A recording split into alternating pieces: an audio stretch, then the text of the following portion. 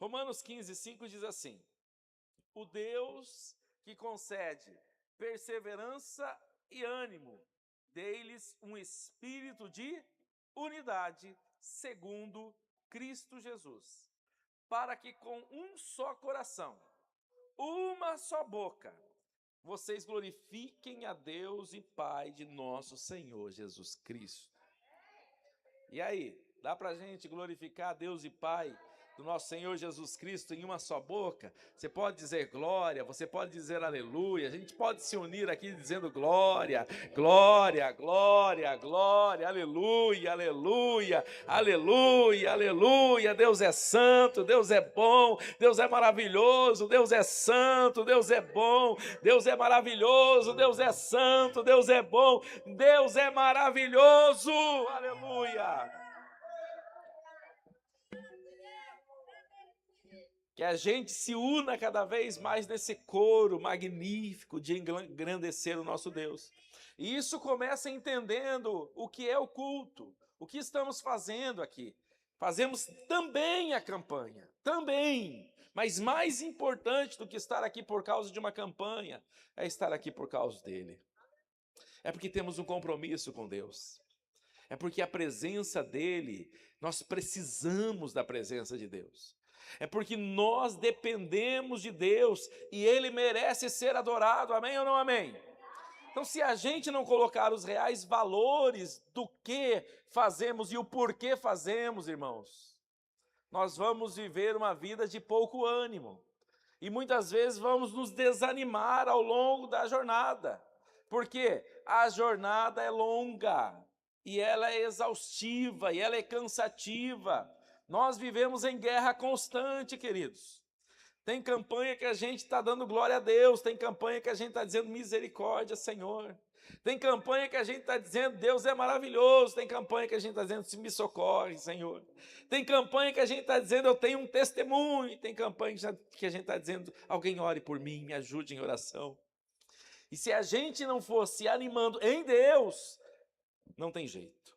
Então, para começar qualquer conversa, a gente precisa resgatar o real motivo de estarmos aqui.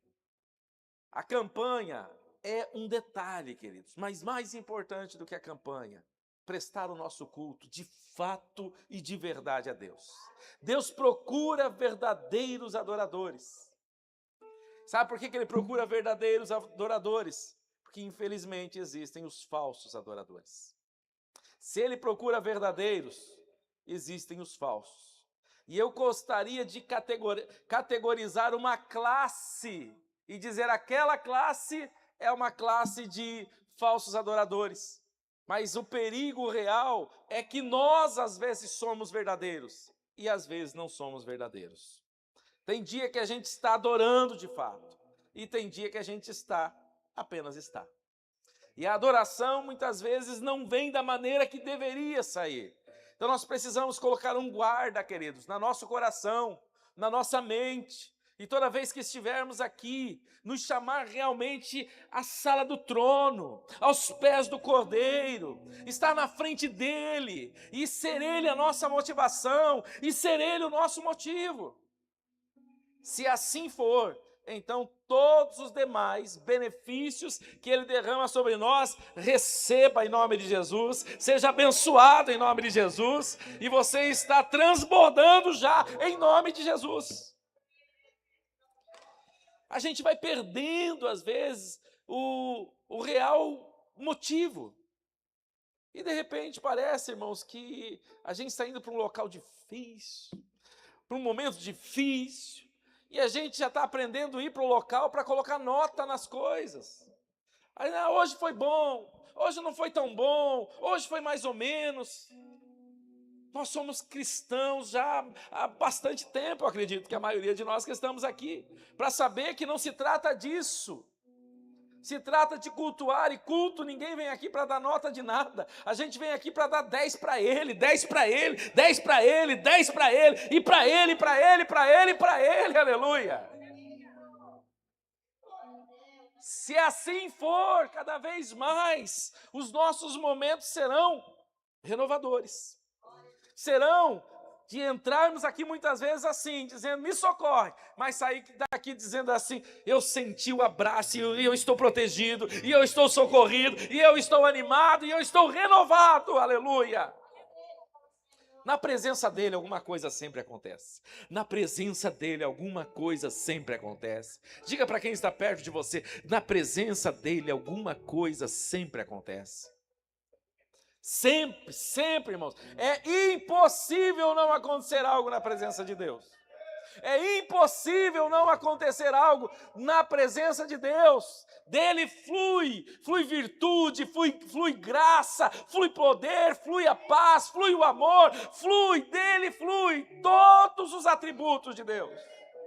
E Ele está aqui nessa tarde, poderoso, Ele está aqui nessa tarde maravilhoso, Ele está aqui nessa tarde grandioso como é, Ele está aqui nessa tarde amoroso como Ele é.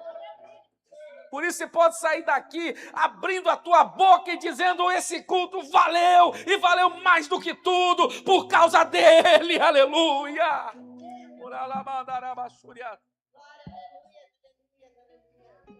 E queridos, dentro deste pacote de Deus, onde a gente precisa primeiro ter esse alinhamento, o que nós estamos fazendo, onde a gente está, o que eu deveria estar fazendo de fato e de verdade. Se isso aqui não tiver, o resto, irmão, são peças soltas, que não se encaixam aonde deveria estar encaixando. Muita gente seguia Jesus, mas nem todo mundo era tocado, nem todo mundo era curado, nem todo mundo recebeu a palavra. Teve vezes, inclusive, que ele foi sozinho, todo mundo saiu, falou, essa palavra é muito dura.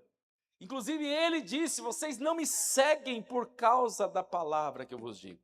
Vocês não estão me seguindo por causa de mim, vocês estão me seguindo por causa do pão que eu multiplico.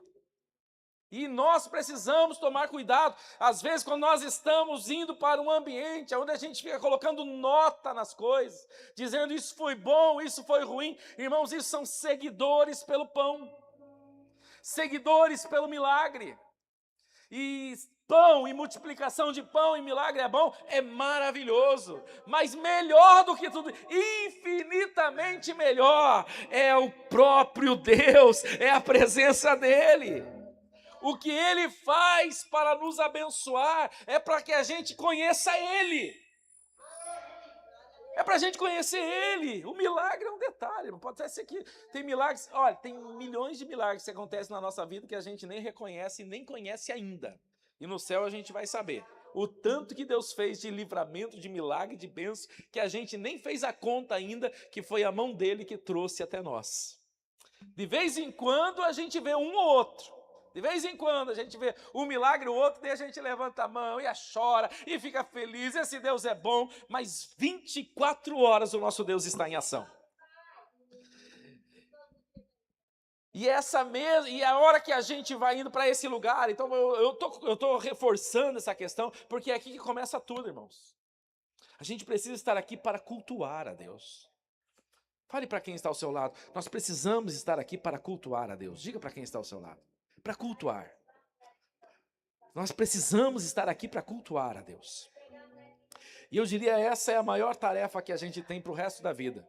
Isso não é uma tarefa para hoje. Isso é uma tarefa para cada reunião que a gente se reúne no nome dEle. Na nossa célula, nós somos uma igreja em célula, no domingo de manhã, no domingo à noite, nas demais reuniões, fazer para Ele, para a glória dEle e para o nome dEle ser louvado. É para Ele. Então eu preciso, e isso só acontece de fato e de verdade, é quando a minha boca está em sintonia com o meu coração. É o que diz em Romanos capítulo 10, se com tua boca confessares e em teu coração creres. Então eu posso estar aqui com a boca confessando, isso aqui é um culto para Deus, eu dou glória a Deus, eu dou aleluia, mas o meu coração pode não estar dizendo nada disso. Meu coração pode estar dizendo assim, eu não vejo a hora de terminar logo, que eu tenho um negócio para fazer ali, eu tenho que passar na padaria, eu tenho que fazer não sei o quê, e a gente às vezes não está na mesma sintonia. Aqueles que estão para cultuar a Deus nunca se decepcionam. Nunca. Não tem como se decepcionar para cultuar a Deus. E eu e você podemos sair de um culto decepcionado. Eu já saí de culto decepcionado. Só que daí você vai descobrir uma coisa. eu fui para fazer outra coisa e não prestei meu culto. Se você for sincero, você vai ver que você saiu decepcionado porque você colocou as suas expectativas em outras coisas, você pensou em outras coisas, mas não fez aquilo que deveria fazer, que é cultuar a Deus. Então preste o seu culto na certeza de que Ele está aqui. Coloque a sua mão para o céu e sinta a presença dEle neste lugar. E vai dando glória, vai dando aleluia, sinta a presença dEle. Ele é poderoso para te renovar agora, para te curar agora, para te abençoar agora. Mas Ele também merece o teu louvor, Ele merece a tua glória, teu glória, Ele merece a tua aleluia, teu aleluia, Ele merece o teu louvor, aleluia. Oh, Espírito de Deus! Precisamos aprofundar em cultuar a Deus, entender e fazer de fato e de verdade, porque Ele está procurando verdadeiros adoradores. E pode ser que hoje você esteja tão sintonizado nesse lugar que está falando assim, é assim mesmo que eu estou aqui, oh glória, oh aleluia. Mas no próximo culto você vai ter o mesmo desafio, irmão. No próxima reunião, quando você chegar em casa, você vai ter o mesmo desafio de continuar fazendo de fato e de verdade. E aí o texto diz para nós que este Deus é o Deus que concede, é o Deus que dá. Em algumas traduções até diz que Ele é o Deus que é isso. Ele é o quê? Perseverança e ânimo. É Ele que nos dá perseverança e ânimo. Amém ou não amém? Você já passou por situações que você pensou, nem sei como é que eu cheguei até aqui? Foi Ele. Foi Ele. Você acha que é a tua força? Você acha que é você? Quantas vezes que a gente está na caminhada dizendo, agora eu não sei não, hein? Agora eu não sei se dá para ir mais para frente não. E de repente já passou do outro lado. E fica se perguntando como é que eu cheguei até aqui. Ele te carregou nos braços. Quantas vezes a gente já pensou lá atrás em talvez parar ou ficar lá atrás, pensando que não chegaríamos, e hoje se você olha para a tua história, você diz, foi Ele, com certeza foi Ele, não foi a minha capacidade, não foi a minha força, eu não tinha essa habilidade, eu não tinha essa potencialidade, mas cheguei até aqui, chegou pela graça, chegou por causa dEle, porque é Ele que te dá essa perseverança, e Ele que também te dá esse novo ânimo necessário, para a gente entender isso, porque se Ele está dizendo que Ele é isso, irmãos, e automaticamente a gente entende que a gente precisa disso, a gente precisa entender então que a gente luta contra isso, porque o ânimo é a injeção para o quê? Para o desânimo. A perseverança é a injeção contra o quê? Contra aqueles que já estão cansados, fadigados, que estão parando, contra a falta de força de você continuar. Então, de repente, você continua. Por quê? Porque o Senhor está te carregando. Porque o Senhor te dá um ânimo de alguma maneira sobrenatural. De repente, a vontade é só chorar. De repente, a vontade é eu não tenho nem o que falar. Mas, de repente, num louvor, numa oração, alguma coisa acontece. E você começa a sentir algo novo aqui dentro de você. Você não sabe explicar. Você não sabe o que aconteceu. O problema parece que continua lá no mesmo lugar. Mas você já não sente aquele peso. De repente você fala, quer saber de uma? Eu vou levantar, eu vou orar mais, eu vou ler mais a palavra, eu vou continuar crendo, eu não vou sair da posição, eu vou evangelizar mais, eu vou para cima, aleluia. De repente você entrou com uma vontade de falar, eu não sei nem se eu consigo sair daqui, de tanto que eu estou desanimado. E daqui a pouco termina o culto, você fala, eu tenho que fazer alguma coisa para o reino, eu vou fazer e sair daqui todo animado, todo empolgado. Por quê? Porque Ele está aqui nessa tarde. Porque é Ele que te concede isso. Queridos, essa é a resposta para a pergunta, da onde vem o seu ânimo? O que te anima? Ele. É Deus. Amém ou não amém? Não são as vitórias. Não são algumas coisas que a gente pode chamar de entretenimento que te anima. Não é férias, não é dinheiro na conta. Essas coisas vêm também. Mas ânimo de fato é dele.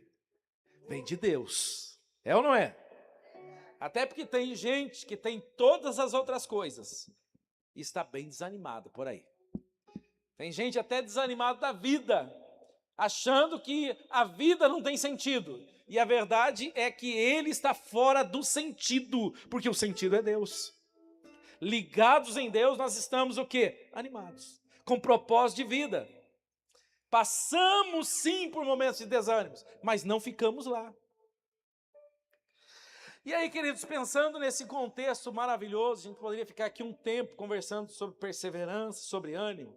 Me vem uma passagem na mente e eu quero rapidamente, nesses minutos finais, pensar com você nesta passagem que está lá em 1 Samuel. 1 Samuel, capítulo de número 26 a seguir, se você quiser abrir a sua Bíblia e acompanhar-me, o fará bem, será uma coisa boa para você. Deixa eu trazer mais para perto aqui essa água. 1 Samuel, capítulo de número 26.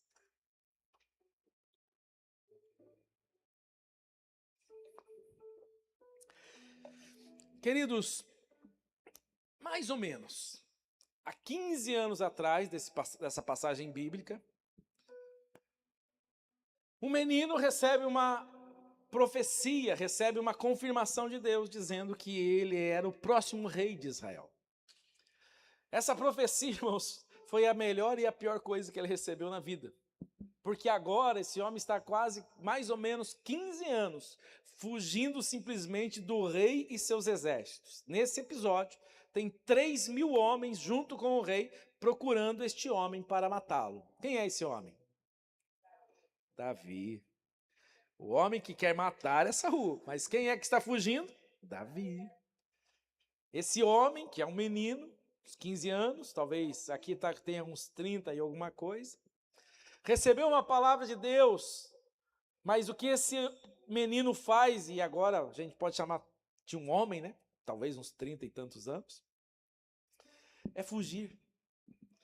Fugir, viver em cavernas, viver como se fosse alguém que tivesse cometido algum crime. E simplesmente não tem soldados atrás dele, tem o próprio rei atrás dele, com um exército de 3.000 homens. Procurando para quê? Para matar, não é para prender. Vamos resolver esse negócio aqui. E aí? O que você acha? Dá para se assemelhar a ele quando a gente está passando por tantas provas, lutas e dificuldades? 15 anos, irmãos. E ele recebeu uma palavra de Deus. Vai até a casa dele, Samuel, e diz, olha, está aqui o novo rei. Deus te escolheu, você é rei. Você será o rei de Israel. E parece que quando Deus faz a promessa, tudo deu ao contrário. Esse homem vive agora como um fugitivo, como se fosse um criminoso, uma pessoa que tem uma inimizade que ele nunca gerou, ao contrário, ele só fez para contribuir, ele só fez para abençoar e recebeu em troca o quê? O mal. Ele semeou o bem e recebeu o mal. E esse homem está quase 15 anos vivendo dessa maneira. Mas no capítulo 26 a seguir, está chegando a hora da virada. E eu queria lembrar vocês desses últimos momentos antes desta virada.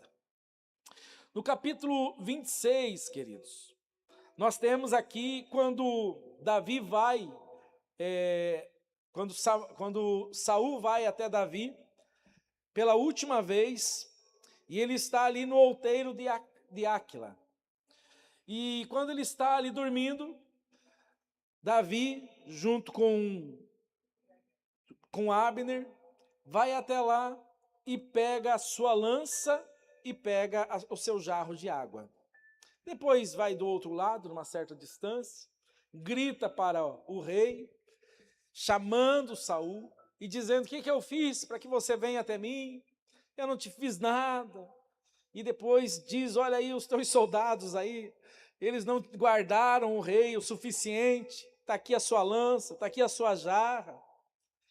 E então, Saul, daquele jeito bem fraterno, diz, ô meu filho Davi, eu agora reconheço que eu pequei, e não sei o que lá, e vou deixar de caçá-lo, né? Vou deixar de ir atrás de você. E ele volta para casa, volta para o reino.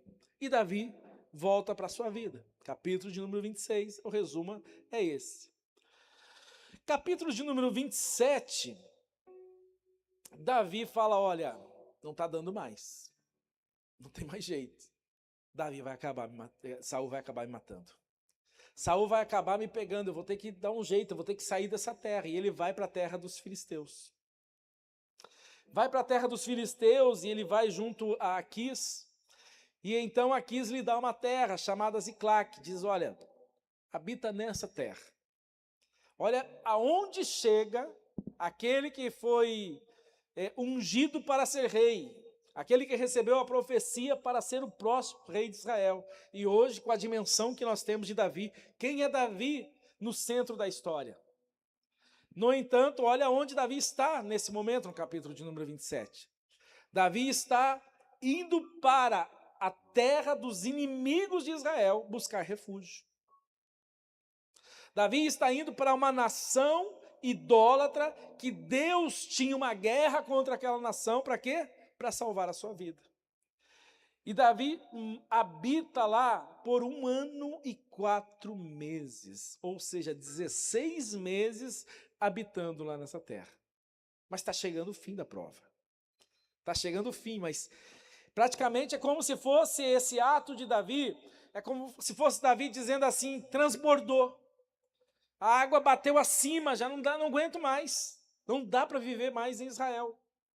Eu vou ter agora que ir para outra terra, vou ter que ir para outro lugar para ver se eu continuo com vida. Saul vai acabar me matando. E então, queridos, ele vive ali por 16 meses, ou 1 ano e 4 meses, e uma guerra se dá novamente agora no capítulo de número 28, entre os filisteus e Israel. Chegou o momento da vitória. Chegou o momento da vitória, Saul agora fica sabendo desta guerra, Deus não fala mais com Saul, ele não sabe se deve ir para a guerra, Deus não fala através de Urim, não fala por profecia, não fala através de jeito nenhum. Samuel já havia morrido, e ele comete mais uma das trágicas atitudes da sua vida, buscando uma feiticeira. E ali tudo é confirmado que realmente o reino dele vai acontecer exatamente aquilo que Deus já disse que ia acontecer. E depois disso, queridos, Davi se une para ir a essa batalha também. E ele chegando lá, os exércitos dizem, opa, peraí, quem é esse que está com você aí? É Davi. Não. Davi não vai com você, não. Aquis tentou fazer com que ele viesse. Falou, olha, ele ficou por muito tempo comigo, eu conheço a conduta dele, ele nunca fez nada de errado, estava abonando Davi, e ele vai ser fiel. Mas os soldados tiveram uma visão bem estratégica, falou, olha, não tem oportunidade melhor do que essa, dele agora mostrar o valor para Israel, se voltando contra nós. Não, ele não vai junto conosco. Aquis ficou com dor no coração, mas disse, Davi, não dá para você ir junto. No outro dia de madrugada, eles foram embora. Isso levou 2 dias. Quando eles estão chegando, capítulo de número 30, 29, eles estão voltando. E o capítulo de número 30, vamos lá. Diz assim, verso de número 1. Sucedeu, pois, que chegando Davi e os seus homens ao 3º dia a Ziclac, já os amalequitas tinham invadido o sul e Ziclac, e tinham ferido Ziclac, e tinham queimado a fogo, e tinham levado cativo as mulheres, ou prisioneiras, todas as mulheres, e todos os que estavam na cidade, tanto pequenos como grandes. Ninguém, porém, mataram. Olha o detalhe de Deus aqui.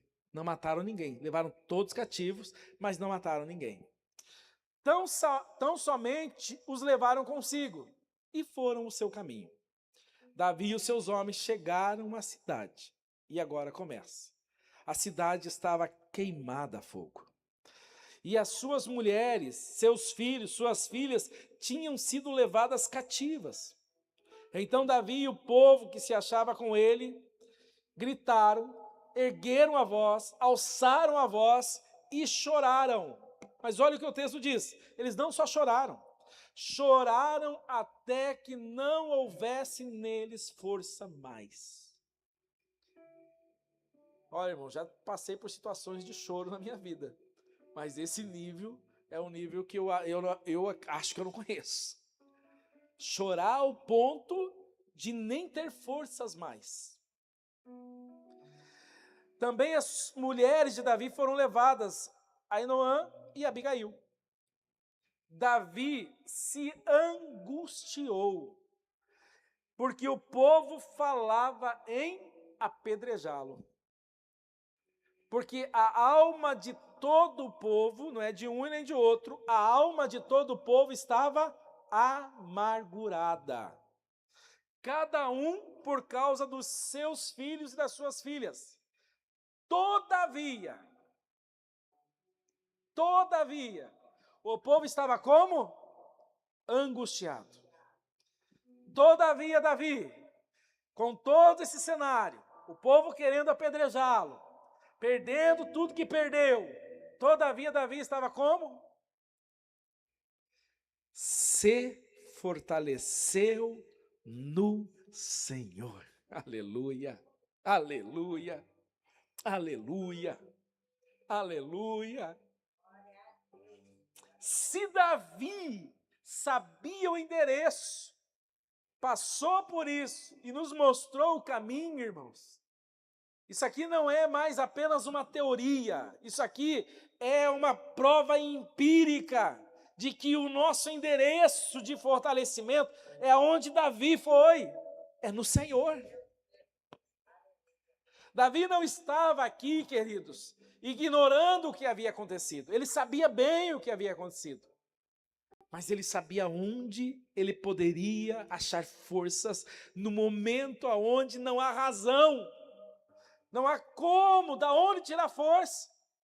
Faz mais de 15 anos que ele é perseguido, ele pensa, eu vou para outra terra para ver se eu tenho um pouco de paz. Eu vou para outro povo para ver se não acabam com a minha vida. E aí chega ao ponto agora dele perder tudo que tem, especialmente pessoas, que é mais importante do que o ouro, prata ou outras coisas que eles tinham, mas perdeu as esposas, os filhos, todos foram levados cativos. Esse é o momento que eu acredito que de todas as dores a gente chamaria a soma de todos os medos. A soma de todas as dores. Que aqui não é apenas uma questão de uma enfermidade. Não que seja um problema pequeno uma enfermidade, mas aqui ele tem todos os problemas dentro de um mesmo pacote. Ele corre risco de vida real na sua terra. E agora ele não tem mais nem pátria, ele está vivendo já há muito tempo como um nômade, fugindo. E quando ele está numa terra do inimigo, o seu povo está agora entrando em batalha, ele não sabe qual será o resultado ainda dessa batalha. Quando ele chega em casa, tudo está queimado, tudo agora foi levado cativo e ele está agora olhando para o povo, querendo apedrejá-lo. E o povo agora o quê? Chorando e sem forças. Para um líder, queridos, ou para alguém como Davi, isso aqui certamente é algo desanimador. É algo que com toda certeza só existe um quadro de desespero, de amargura. O povo estava amargurado, para que quando o povo está amargurado, você seja contagiado com isso, é daqui para ali. Às vezes a gente é o agente que contagia, né? E bom é quando nós contagiamos com alegria, mas às vezes a nossa dor contagia os outros. Porque às vezes nós estamos sofrendo tanto que quando a gente resolve contar o nosso testemunho, até os outros ficam tristes com a gente. E nesse caso, a amargura do povo não alcançou Davi, apesar de todos os pesares. Diante do que você está enfrentando, como que você está posicionado? Qual é a sua posição? Aonde você está buscando forças? Aonde você está buscando renovo? Qual é a sua esperança? Qual é a sua expectativa? Como está a sua fé? Deus continua sendo Deus. Está tudo queimado, está tudo pegando fogo, foi roubado de tudo, não sobrou nada. Deus continua sendo Deus. Eu fico imaginando, chegar para Davi e falar, de forma aleatória, sei lá, um desavisado, chega lá, no meio da cidade, encontra Davi, ô Davi, como é que você vai? Tudo bem com você, Davi? O que Davi responderia? O que Davi responderia?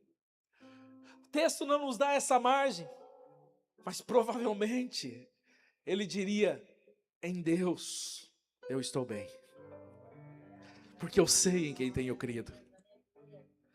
Porque eu sei em quem tenho crido.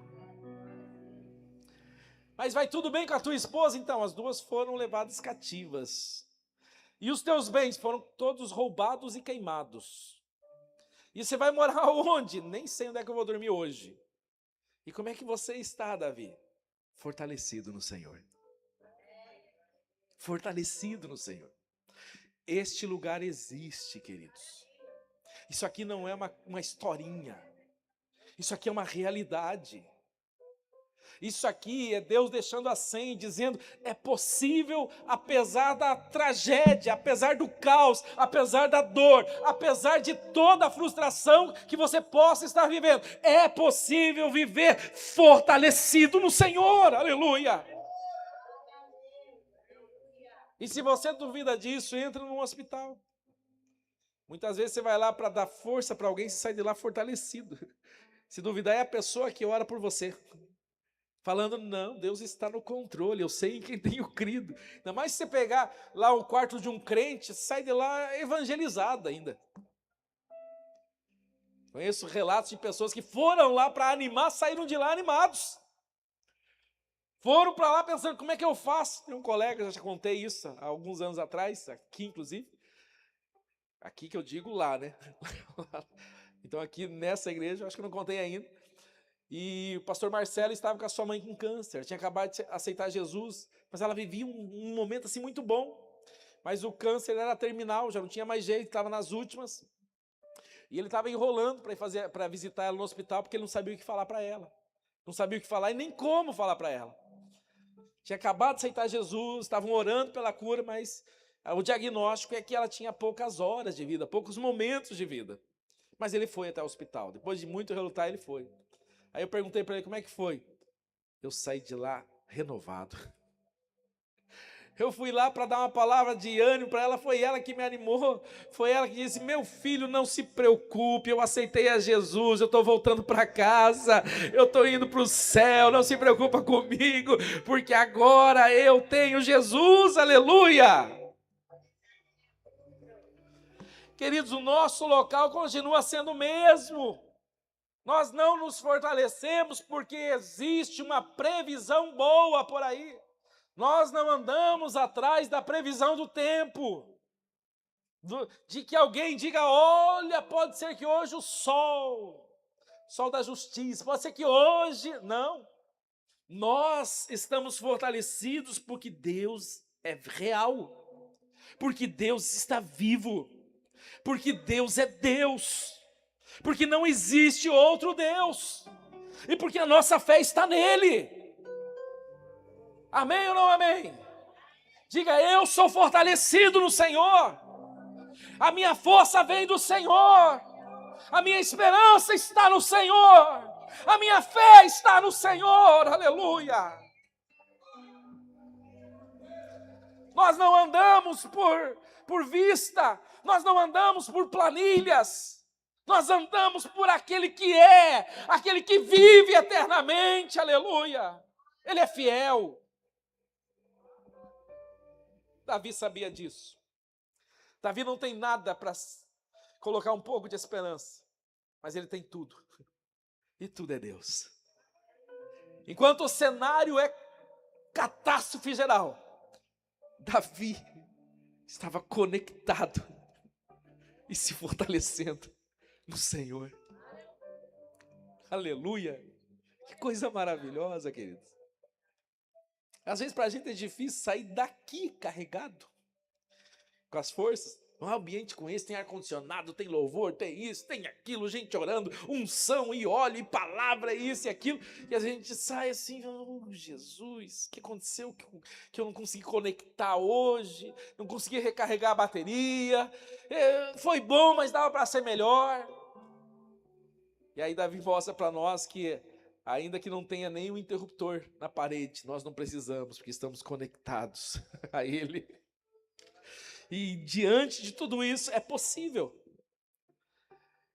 E então Davi diz para Abiatar, o sacerdote, traz o éfode. E então ele vai e faz o quê? Consulta a Deus. Se fortalece em Deus e vai consultar quem? Deus. Queridos, existem coisas que são óbvias. É ou não é? Existem coisas que são tão óbvias que a gente às vezes até nem quer orar, porque fala assim, poxa, vou orar para isso aqui é tão óbvio que é óbvio que Deus quer que faça isso. Davi pega algo óbvio, que é tipo, a família dele foi levada prisioneiro. Os exércitos levaram tudo que ele tinha, e eles são um exército. O que eles têm que fazer? Eu vou morrer tentando salvar a minha família. Isso não é óbvio para um guerreiro? A Bíblia diz que Davi vai consultar ao Senhor. Nós não vivemos por lógica. Nós nos fortalecemos nele e nós nos alimentamos dele. Nós nos alimentamos dele. Não é achismo. Pode parecer óbvio, mas o óbvio vai ser quando sair da boca dele. Aí sim, esse é o caminho. Andai por ele. O resto é um bom achômetro. Pode ter até 99,9% de certeza. Se Deus não deu a palavra, ainda não é 100%. E aqui, ele tinha o 99,9%. Ele é um guerreiro. Deus está sobre a vida dele. Mexeram com o homem errado. Nunca alguém mexeu tanto com o homem errado na história do que agora. Foram mexer justo nas coisas de Davi. Mas ele pega o éfode e ele vai consultar a Deus. E ele pergunta para Deus, olha a pergunta de Davi. Perseguirei essa tropa? Alcançá-la-ei? Eu talvez, se eu fosse orar, eu diria assim, Senhor, me dá força, porque eu tenho que ir atrás, não tenho o que fazer, esse povo vai ter que ir atrás, então me dá força, me ajuda, me dá vitória. Talvez essa seria a minha oração melhorzinha num momento como esse. Mas chegar num momento tão óbvio desse, de uma necessidade tão extrema dessa, e ainda estar praticamente renunciando à possibilidade de ir, se Deus dissesse não, o que você acha que Davi faria? Que ninguém faz pergunta que não quer ouvir não, irmãos. A gente, num caso como esse, vai fazer o seguinte, falar, não, é lógico que Deus quer, vamos embora, vamos, pega a espada e vamos lutar. Vai que Deus diz não. Quando Davi está dizendo, posso ir? Ele está dizendo, se o Senhor disser não, eu não vou. Eu perco tudo. Mas eu preciso da sua direção assertivamente. Não basta apenas eu achar que é isso, eu quero ouvir a sua voz.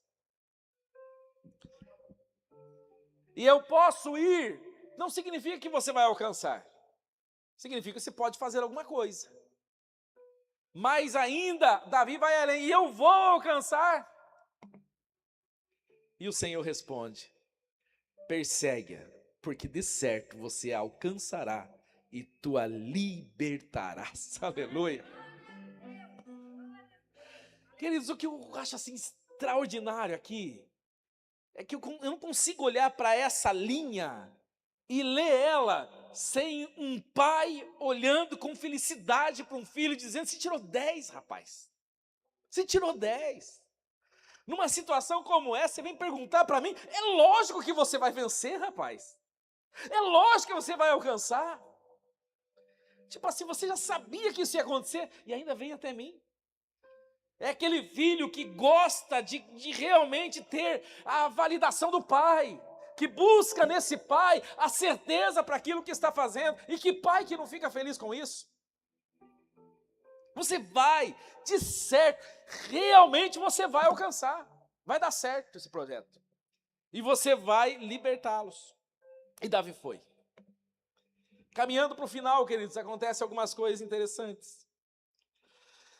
No ribeiro de Besor, ficam 200 soldados. Guarda essa informação. E 400 continuam. Ele tem 600, 400 continuam, 200 ficam, que estão muito cansados. Esses não aguentam e eles ficam até ali. Depois, no verso de número 10, verso de número 11, eles encontram um homem egípcio no caminho. Qual que era a urgência do momento, queridos? Salvar a família. Amém ou não amém? De todas as urgências, qual era a maior urgência? Salvar a família. Eles foram presos. Tem mulheres lá. A gente sabe o que homens em guerra fariam com mulheres, com crianças, com jovens, com tudo que tinha lá. Então, qual que é a prioridade? Salvar essas pessoas. Para cristãos, não. Para cristãos, continua a ser o que somos, indiferente das agendas. Davi consegue abrir uma agenda para um homem caído à beira do caminho. Davi consegue dizer assim, olha, apareceu uma outra urgência. Eu não consigo. Falou, alguém ajuda esse homem aí, porque nós temos que, se eu já deixei 200 lá atrás, deixar mais um para ajudar esse homem não me custa nada. Deixei 200 cuidando da bagagem, eu tenho que seguir em frente. Vamos embora, porque a gente tem que alcançar esse povo. E Deus já disse que a gente ia alcançar. Deus já disse que ia dar vitória. Pois Davi diz, opa, dá para abrir a agenda. E a Bíblia diz que eles pegaram aquele egípcio, trouxeram até Davi, deram pão, deram água, deram um pedaço de figo seco e deram 2 cachos de passas. O egípcio comeu e voltou o espírito, como se voltasse a viver o egípcio. Fazia 3 dias que o egípcio tinha sido jogado de lado, porque ele não estava conseguindo caminhar. O povo dele deixou ele de lado. No entanto, queridos, tudo isso era o quê? Jesuicidência. São as jesuicidências de Deus. Não é por acaso que isso está acontecendo. Às vezes você pode pensar que uma parada sua está atrasando a sua vida. Na realidade, é isso que vai potencializar a sua vitória. Se eles não parassem para aquele egípcio, quem sabe eles dariam outras voltas até chegar aonde estavam as pessoas presas. Mas foi alimentando aquele egípcio que eles foram mais assertivos, que eles foram mais diretos aonde tinham que ir, porque aquele homem foi revigorado, deu o endereço da vitória, eles foram certamente até onde precisavam ir. Às vezes, queridos, Deus vai nos fortalecendo outros. E a gente está muito preocupado no nosso umbigo. E a gente, quando recebe uma palavra de Deus, parece que a gente quer primeiro viver a nossa vitória, para depois abençoar outros. Mas da fraqueza, tiraram forças. Da fraqueza, tiraram forças. É isso aqui. No momento que eles estão destruídos, mas há um homem destruído ao meio do caminho, e eles têm ali nesse momento amor ou cristianismo suficiente, que naquela época nem tinha cristianismo, e hoje nós temos o nome cristianismo para isso, para parar e falar, nós vamos alimentar, nós vamos dar água, nós vamos fazer esse homem reviver, nós vamos ajudá-lo primeiro. Ajudando você se fortalece. Ajudando nós nos fortalecemos. Ajudando, abençoando, nós somos abençoados. Quantos testemunhos de gente que você abençoa e que em algum momento da história passa a ser bênção para a sua vida também. Não fique focando só no seu problema. Tem gente morrendo no meio do caminho. Tem gente pedindo socorro no meio do caminho. A tua situação é grave, mas a desse homem era gravíssima. Porque se havia esperança para Davi encontrar a sua família, porque Deus já havia dito que ele teria vitória sobre isso, para esse egípcio ele já não tinha mais nada disso. Talvez alguns momentos de vida, mas chegou naquele momento a misericórdia de Deus, através de quem? Através de Davi, através do seu exército. E eles foram assertivos para chegar até o local onde estavam, e lá Davi teve uma plena vitória. E ele recuperou tudo, recuperou a esposa, recuperou as mulheres, recuperou as crianças, recuperou os bens, e ainda saiu de lá cheio ainda de outras coisas.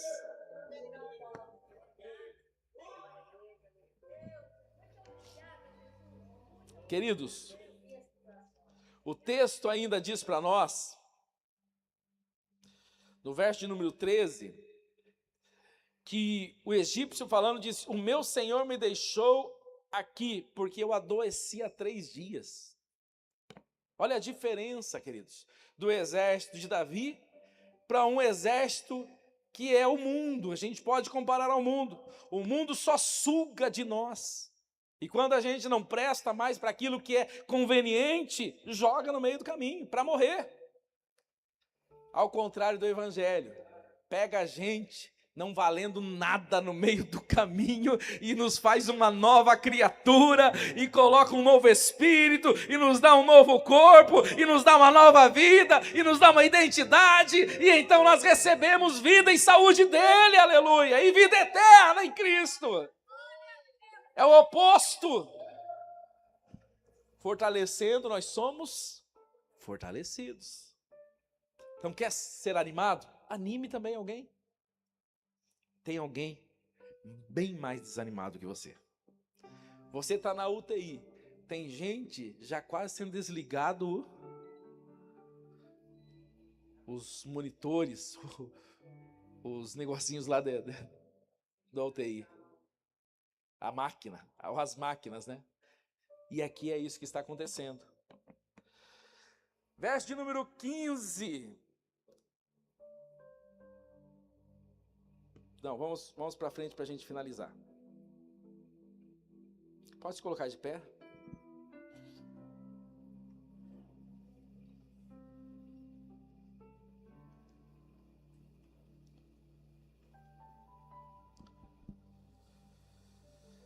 Pegaram tudo que tinham e estão voltando para casa. Olha, presta atenção nisso. Verso de número 22. Então alguns homens perversos, dentre os homens que tinham ido com Davi não tinha só gente boa, tinha gente perversa junto com Davi, responderam, gente que ajudou a vencer a batalha, irmão, gente que fazia parte, mas que disse o seguinte: olha, nós vamos pegar todos os despojos da guerra e nós vamos dividir entre todos. Esses homens disseram: não, os 200 não foram conosco. Davi disse: não se faz assim. Vocês lembram como é que começou o problema? Porque eles foram para a guerra e não tinha ninguém para guardar Ziclac. Ficaram só as mulheres e as crianças. Porque não tem ninguém, vem o outro soldado, os outros exércitos e sequestram. Agora, 200 homens ficaram para guardar a bagagem. Se aquela bagagem está ali, é porque tem 200 ali que estão guardando também. Mesmo com pouca força, eles estavam servindo para alguma coisa. A mentalidade de Davi faz ele pensar: peraí, esses homens também merecem, porque eles fazem parte ainda que estão distantes, eles não conseguiram vir, senão eles estariam conosco. Mas Davi tem memória suficiente para lembrar que há pouco tempo atrás ele teve um problema porque não teve ninguém para ficar lá em Ziclac. Então, às vezes, nós precisamos de gente também que está ali em oração, que está em outra posição. Tem gente para evangelizar, mas tem gente que ora, tem gente que contribui, tem gente que limpa, tem gente que investe, tem gente que... Todos têm o seu papel, queridos. E cada um tem o seu galardão, que Deus está contribuindo. E há como você ser forte sem força.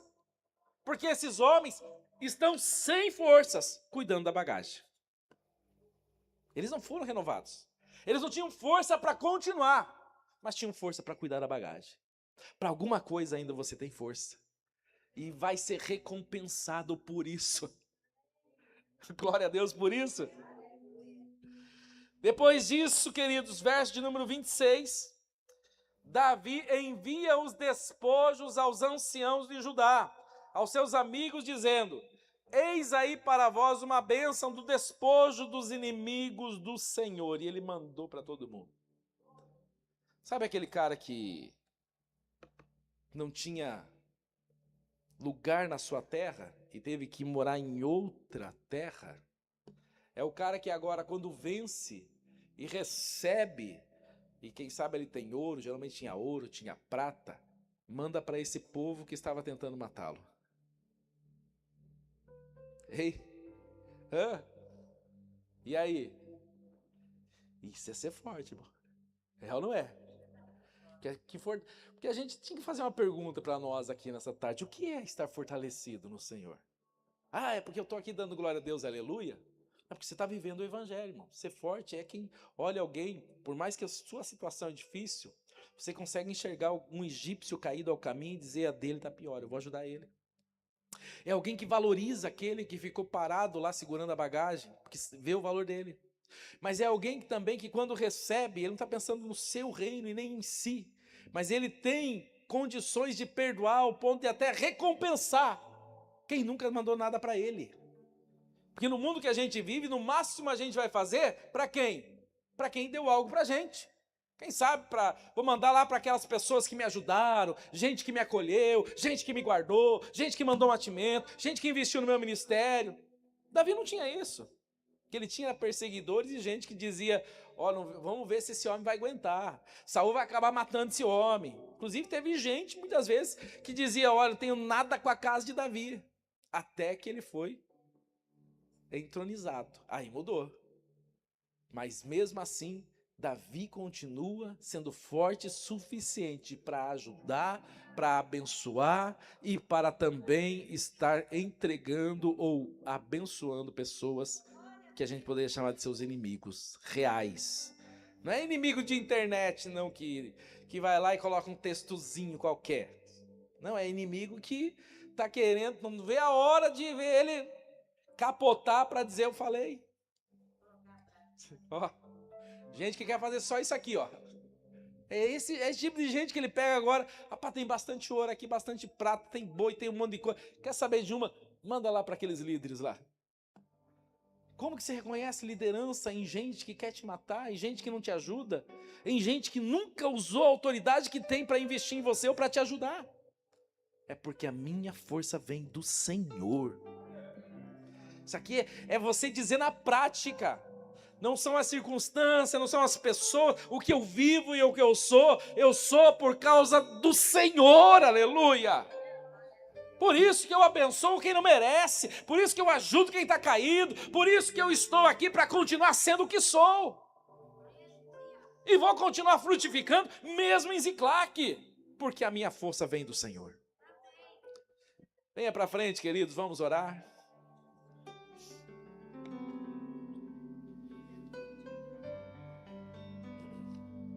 Pedidos de oração, você já pode colocar dentro da urna já, amor? Dentro da urna? Você já pode colocar dentro da urna os pedidos de orações. E você vem aqui para frente, nós estaremos ungindo a sua vida. Uma unção de ânimo, uma unção de perseverança, uma unção de unidade. O texto coloca para nós, por gentileza, João, na versão NVI, Romanos 15, verso 5. Romanos 15 e o verso 5, NVI. É outra versão do NVI, mas tudo bem.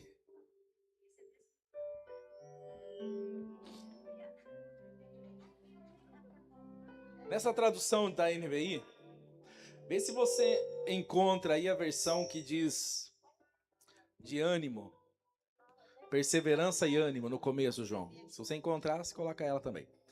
Queridos, olha aqui, ó. O texto diz para nós que o Deus paciente e encorajador dê a vocês o espírito de unidade, segundo Jesus Cristo. Para que a gente quer ânimo, irmãos? Como é que a gente produz ânimo? Davi mostra para nós que o ânimo vem do Senhor, mas que isso acontece na jornada, no meio da guerra, fazendo o que a gente precisa fazer para a glória do Senhor. Não perca, às vezes o adversário fica colocando tanto o nosso foco no nosso problema, que a gente não vê egípcio caído no meio do caminho, que a gente cria inimizade contra líderes que não entenderam o ministério, que não entenderam a sua vida, que não entenderam o que você está vivendo, que a gente começa a ser sufocado pela dor, quando na realidade isso tudo é só para tirar os nossos olhos do Senhor. E a gente começa a fazer exatamente o que a Bíblia diz para não fazer. Efésios capítulo 6, verso 10, nossa luta não é contra a carne. E a gente transforma a nossa luta em luta contra pessoas e contra a carne. E aí Davi nos ensina que a fonte é Deus. O Deus que dá perseverança, que dá ânimo. É esse Deus. E Ele quer que a gente viva o quê? Essa unidade. E aí, queridos, se a gente só pensar no ânimo e na perseverança, a gente não conclui esse versículo. A unidade. Porque daí, cheio de ânimo, passando por cima de egípcio, cheio de perseverança, passando por cima de quem está caído na beira do caminho, cadê a unidade? Ele nos dá isso para que a gente viva em unidade. E viver em unidade, Davi deixa bem claro, é com gente que muitas vezes está querendo matar a sua vida, e você continua investindo na vida dessa pessoa. Faz isso que eu quero ver. Porque a gente pensa na unidade para gente boa, irmãos. E Jesus disse, se vocês fazem o bem somente para os bons, que proveito há nisso? Jesus disse, que proveito há nisso? Diz que a nossa luz resplandece nas trevas. É nessa hora que a gente fala, meu Deus. É numa passagem dessa que você fala assim, esse homem é um homem segundo o coração de Deus. Que agora virou a moda e nós cantarmos aí, dá-me um coração igual ao teu. É ou não é? Com esse novo louvor agora do a Deus, como é que é? A Jesus, da Juliana. E aí chega lá na parte, dá-me um coração igual ao teu. E aí ele fala, então tá bom, tome as oportunidades. E a gente fala, não tenho tempo, agora eu tô com dores, problemas, lutas aqui, tem que resolver algumas coisas. Queres ânimo? Tá preparado para receber ânimo do Senhor? Então se prepare também para as oportunidades que Ele vai te dar. Coloque a sua mão para frente. Eu vou pedir para as obreiras estar pegando o óleo aqui. Venham aqui, eu quero orar primeiro pelas obreiras, eu quero orar por vocês. Passa o óleo aqui na minha mão, amor.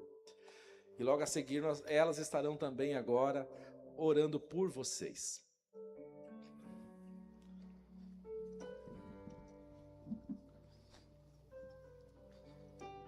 Vem aqui só para orar por vocês, mãe.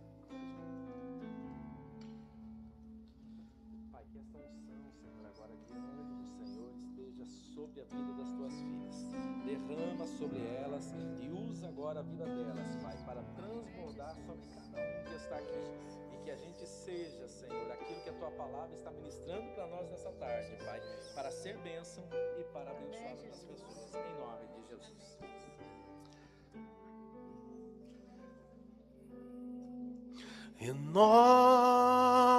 Renova-me, Senhor Jesus.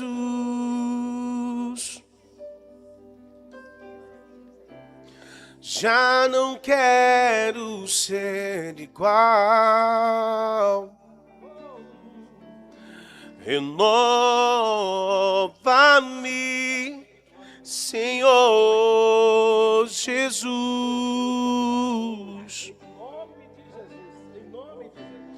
Põe em mim teu coração,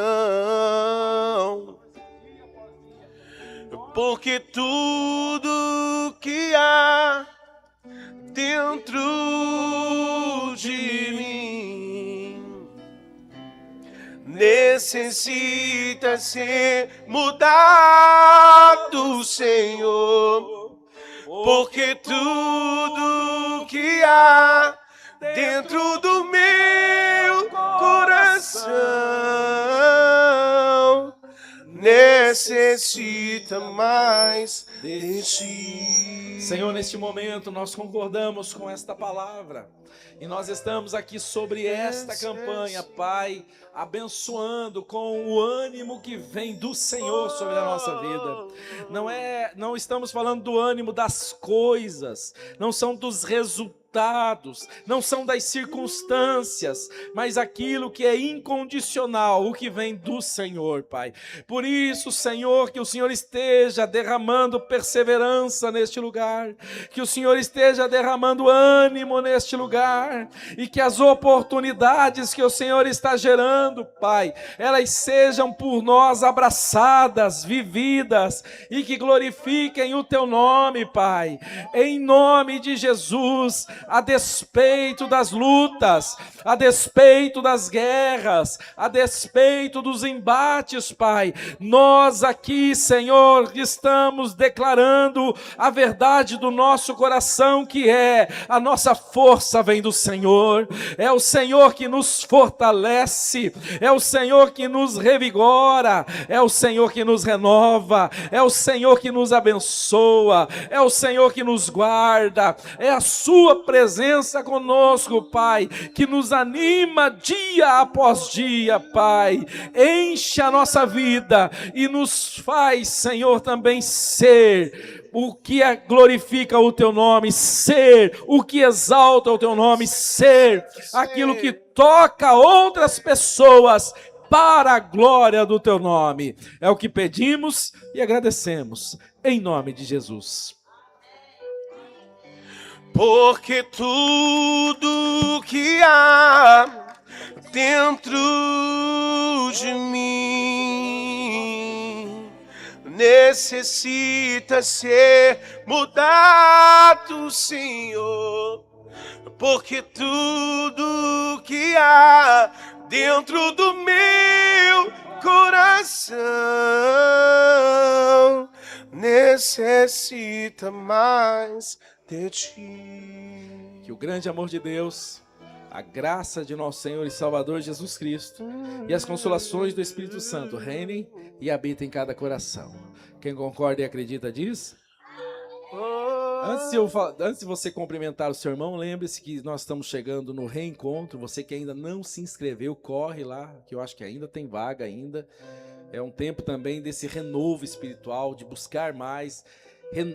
Quem participa do reencontro é quem já participou do encontro. Já participou do encontro? Vai para o reencontro. Agora, reencontro é outro nível, irmãos. É para ser tratado, é para ir lá realmente para falar: Senhor, está aqui o vaso e faz o que o Senhor quer fazer com esse barro. Amém? Deus te abençoe em Cristo, cumprimente seu irmão, diga que bom que ele veio e não deixe também de trazer alguém a semana que vem.